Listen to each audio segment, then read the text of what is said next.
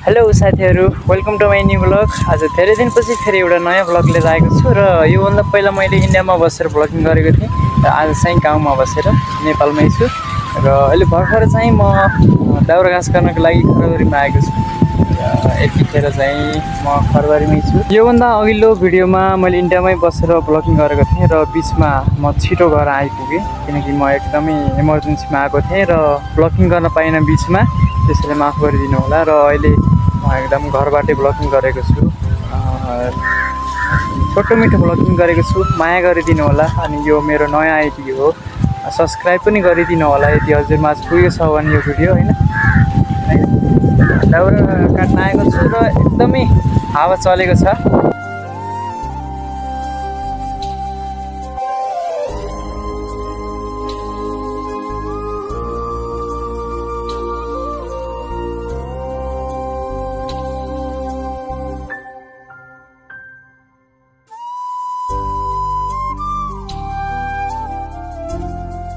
ल साथीहरु, आजको काम चाहिँ यही हो, फाडफुड पार्नु पर्यो हैन। एक्लै छु आज चाहिँ। दाउरा चाहिँ काँचो हो, बुट्टाबाट भर्खर काटेर अब यसलाई काटेर दाउरा बनाउनु पर्यो। गाउँको काम हजुरलाई थाहै नै छ हैन, कडा नै हुन्छ गाउँको। चर्को घाम छ, त्यसैमाथि हावा लागेको छ, चैत वैशाख। अब पात निक्रिने बेला भयो, देख्न सक्नुहुन्छ बुटोमा पात छैनन्। अब 1 महिनामा पछि फेरि बिउपल रोप्ने टाइम हुन्छ, रमाइलो नै हुन्छ। देख्नुहुन्छ बारीपट्टि सबै बारीहरू। यो बारीमा चाहिँ अहिले सबै उखु रोपेको छ हैन, गुल्मी थोरगातिर उखु अनि गुड बन्छ हाम्रो गाउँतिर। ल हेर्न सक्नुहुन्छ।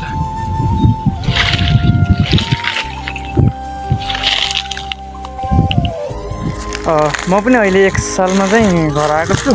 अनि घरमा बसेको बेलामा चाहिँ 1 महिनाको छुट्टीमा आएको थिएँ घरमा। त्यो काम गरौँ होइन, काम चाहिँ भइहाल्छ गाउँघरमा चाहिँ।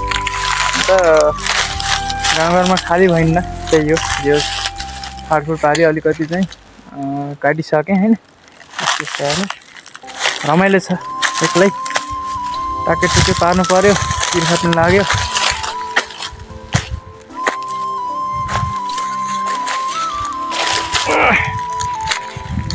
ल साथीहरु, यसो शीतलमा बसेर हैन, गाउँघरको स्टाइल चाहिँ यही हो। ठ्याक्क पानी लिएर आयो, बोतलमा घटघट पियो, मजा छ।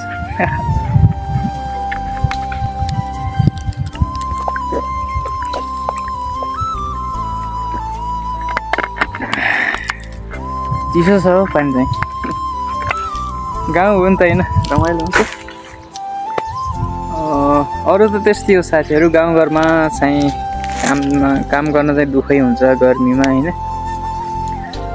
पहिलाको जस्तो रमाइलो त छैन आजभोलि गाउँमा, सबै रित्तो नै भइसक्यो गाउँघर। कहिले कसो गाउँघरमा आउँदाखेरि काम गर्दाखेरि पुरा ठिलो लाग्छ कि कोही छैन, पहिलाको जस्तो रमाइलो हुँदैन। त्यस्तै हो। अब म पनि 1 महिनाको छुट्टीमा आएको छु, 3-4 दिन भइसक्यो। अब 10-15 दिनपछि फेरि जानुपर्छ कमाउन। आफ्नो देशमा केही छैन, गाउँमा आयो खालि हैसा नाम्रो बोक्नु बाहेक अरू केही काम छैन गाउँघरमा। त्यसैले के भन्नु, अब त्यस्तै छ। दुःख त सबैलाई नै छ, थाहा नै छ हैन, दुःख गर्नै पर्यो आफ्नो गाउँघरमा। अहिले चाहिँ यति नै। नेक्स्ट भिडियोमा अझै राम्रो भिडियो बनाउने छु। अहिलेको चाहिँ धन्यवाद, थ्याङ्क यू।